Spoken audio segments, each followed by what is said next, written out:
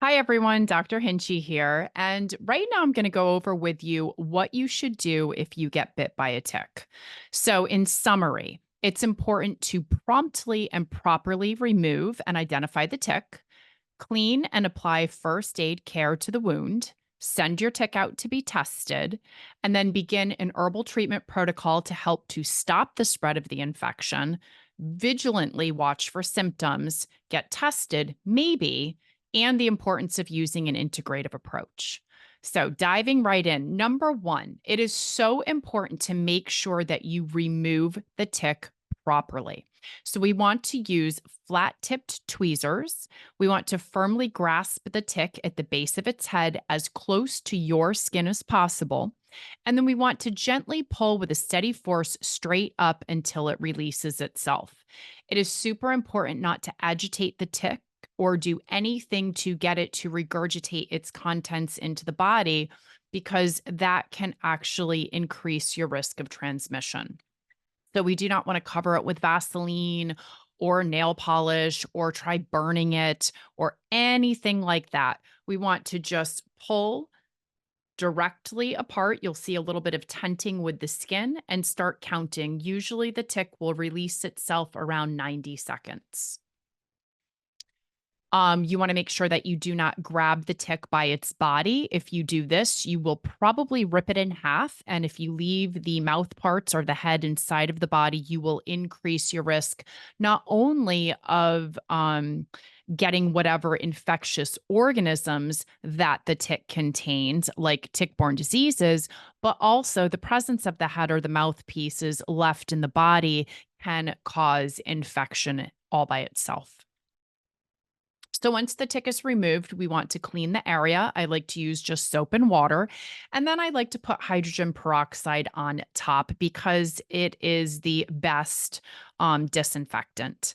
Then I will typically mix a little bit of bentonite clay powder with an herb called Andrographis. So Andrographis is directly anti-spirochetal.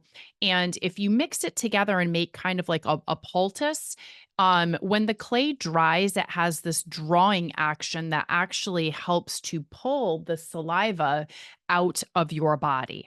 Then I will soak a cotton ball in Andrographis itself, and I will apply that cotton ball to the wound for the next 24 hours, hoping to get some transdermal application of that Andrographis because, again, it is anti-spirochetal.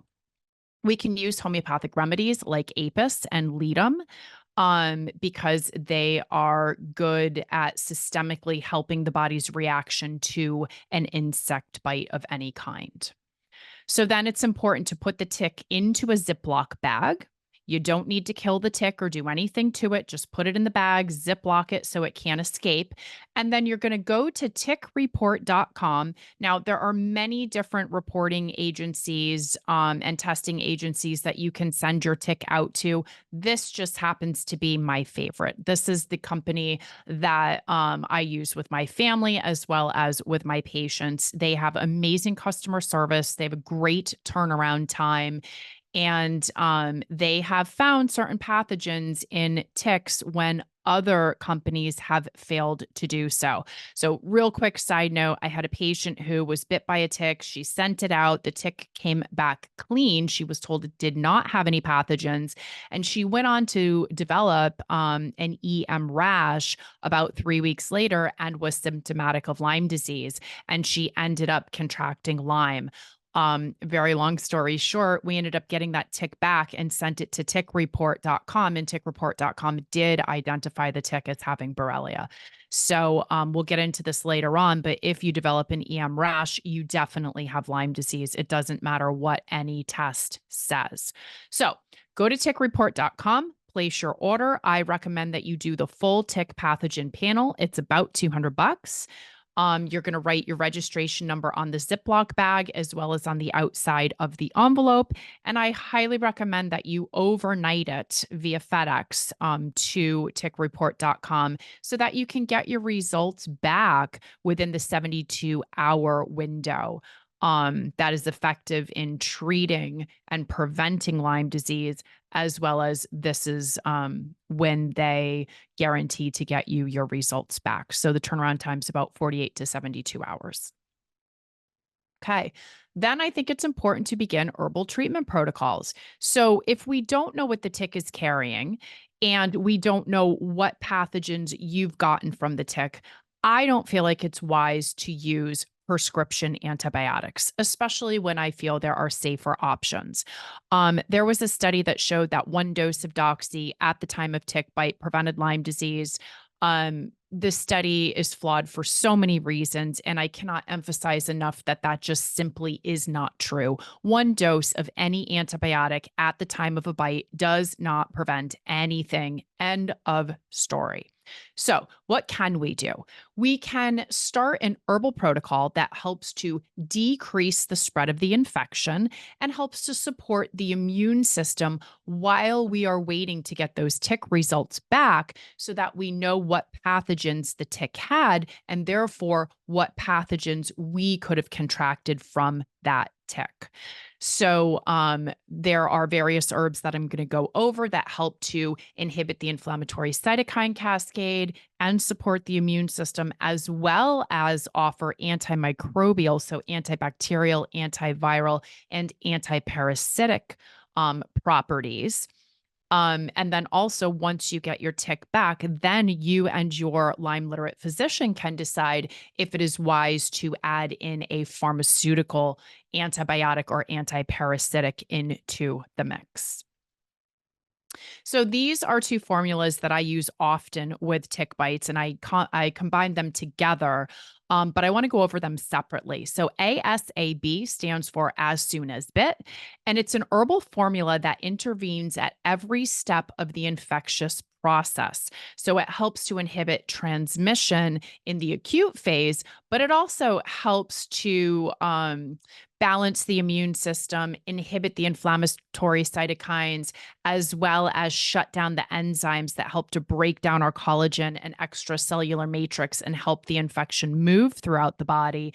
And it also helps to protect the endothelial cells, which are the types of cells that both Borrelia and Bartonella like to infect. So ASAB does all of that. And then ASAB2 is an antimicrobial herbal formula that is intended to be used as soon as you find the tick bite. And it has a broad spectrum of antimicrobials. So whether that tick has a virus, a bacteria, or a parasite, the herbal array that's in there covers all of those various types of microorganisms. Okay. So the five goals for herbal treatment of tick-borne disease, and this happens to be in chronic as well as the acute case. We want to reduce inflammation. So we want to inhibit that inflammatory cytokine cascade. We want to balance the immune system. We want to inhibit the destruction of the extracellular matrix and collagen and endothelial cells, because this is how the organisms move throughout the body and actually feed off of our tissues to live. And then, of course, we want to kill the infectious organisms and opportunistic infections that might arise because of the presence of these new pathogens. And then, of course, we want to make sure that we are supporting detoxification and that all routes of elimination are working properly. When we are not appropriately detoxing and eliminating, our Herxheimer reactions are much more severe and frequent. So these next several slides have a lot of information on them, and I'm going to hit the highlights for you. I also will make sure that you have a downloadable PDF of these slides because there's a lot of information here. So this slide is going to go over the herbal treatment goals for tick-borne diseases, and the first is reducing inflammation. So on here, we have all of the inflammatory cytokines as well as the various herbs that are going to inhibit each one of them. And what you will notice here is that all of these inflammatory cytokines are going to be inhibited by using a combination of Chinese skullcap, Japanese knotweed, and cordyceps.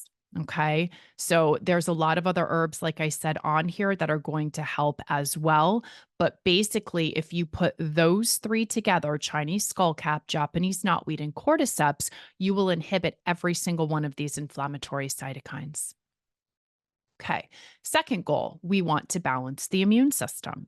So, balancing the immune system and restoring proper immune function is crucial for overcoming Lyme and other tick-borne diseases. So, my hands down, my absolute favorite is ashwagandha because it counteracts the exact modulation of the immune system that both the tick saliva as well as Borrelia initiate to maintain and keep the infection going.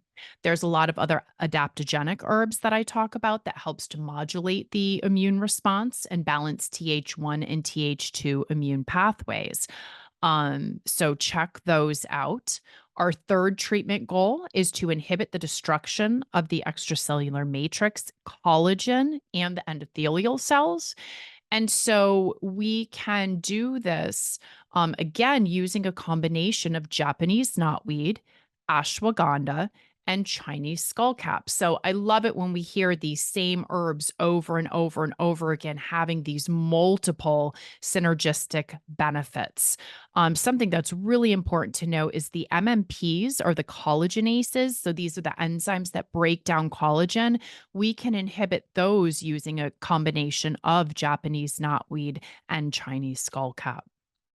Our fourth treatment goal is obviously to kill the infectious organisms.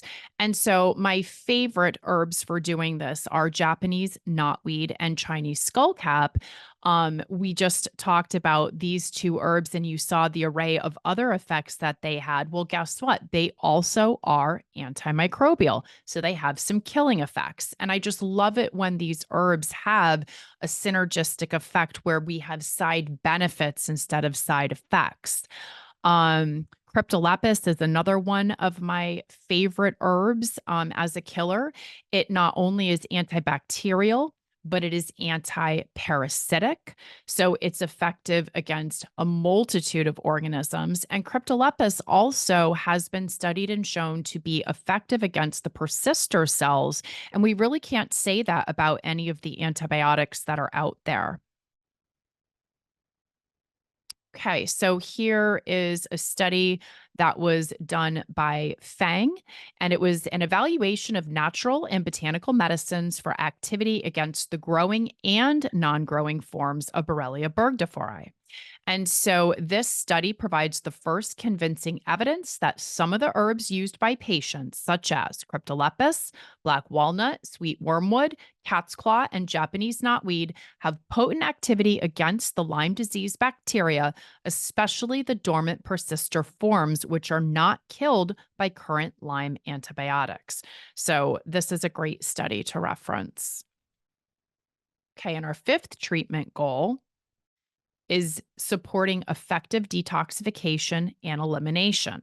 So we have to ensure proper detoxification, not only at the cellular and organ level, but we have to support its exit out of the body. So we have to make sure that elimination is working properly as well. So we have several herbal compounds that protect cells from oxidative stress and optimize cellular health and contribute to tissue detoxification. But we also need to make sure that we are maintaining the intestinal barrier's integrity so that we can actually get toxins out of the body and they're not being recirculated into the systemic circulation. It is helpful to use binders. I love chlorella and I love galactin 3 modulator or G3M. Because not only do they bind these toxins, but they also work in other ways to decrease the severity of a herx and eliminate toxins from the body. And I'll get into that in a much deeper talk later on in the summit. Okay, so it's so important to watch for symptoms. There are so many symptoms of Lyme and Babesia and Bartonella and Anaplasma. These organisms infect every single cell in the body. So they're going to affect the functioning of every cell in the body. And presentation can look differently in different people depending on our genetic and structural weaknesses. But I will say, usually in the beginning, it is typically flu like symptoms. We can have stiff neck, we can have headaches, we can have sensitivity to our environment, so to light, to sound. Obviously, we can have the typical joint swelling, muscle pain, but we also can see mood changes, and a lot of times these can be very abrupt.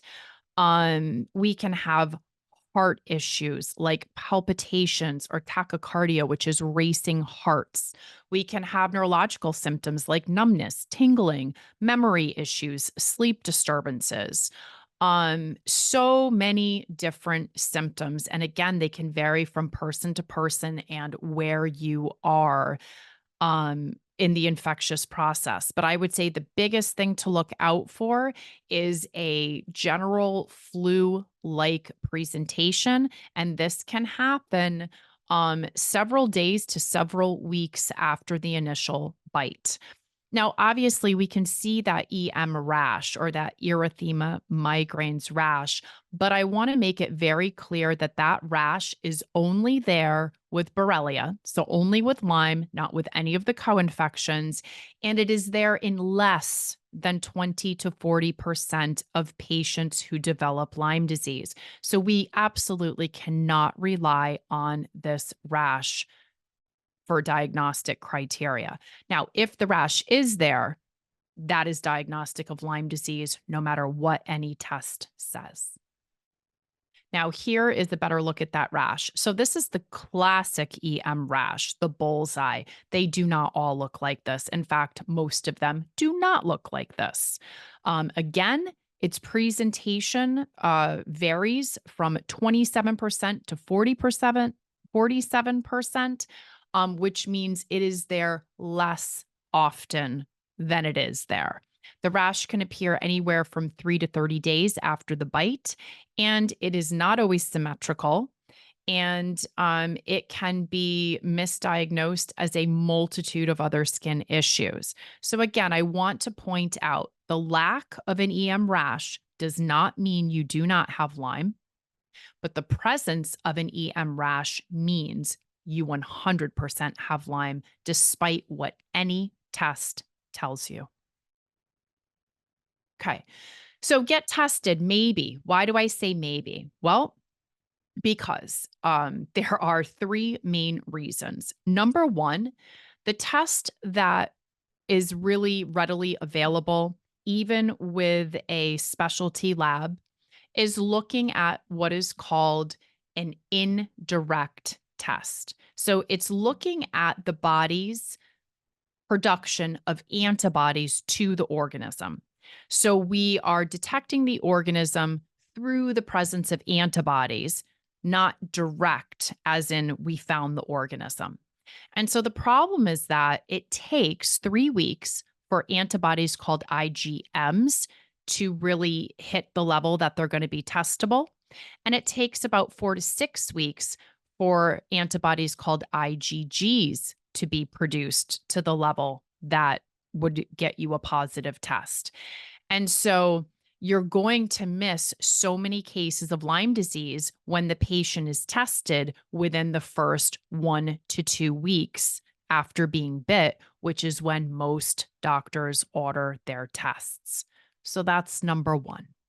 Number two is that if you go to a conventional laboratory, they are only testing for Borrelia burgdorferi sensu stricto. This is going to give you a false negative more than 30% of the time. Why? Because there are 18 other species of Lyme disease or of Borrelia that cause Lyme disease that we are not testing for.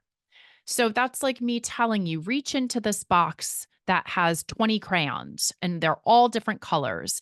And you pull out a green crayon and I say, I'm going to test you for a crayon using a test that only picks up a red crayon. And I'm going to tell you that you don't have a crayon. And you're going to tell me that I'm crazy because you're clearly holding a crayon, but it's green. My test only picks up a red crayon. You see? So it's like they're only looking at one species of lime when there are all of these other species of lime that need to be tested for as well. Okay. And now the third reason is a little bit more complicated, but when you are looking at with a conventional lab, either a Western blot or an immunoblot, they look at 10 IgGs and 3 IgMs. And really, we should be looking at 14 IgGs and 14 IgMs, roughly. So there are other companies that go much, much deeper into all of the proteins that should be evaluated, not just the 13 that these conventional labs do. Okay, so I hope that this was helpful, and I hope that you now know what to do when you get bit. Take care. I'll see you soon.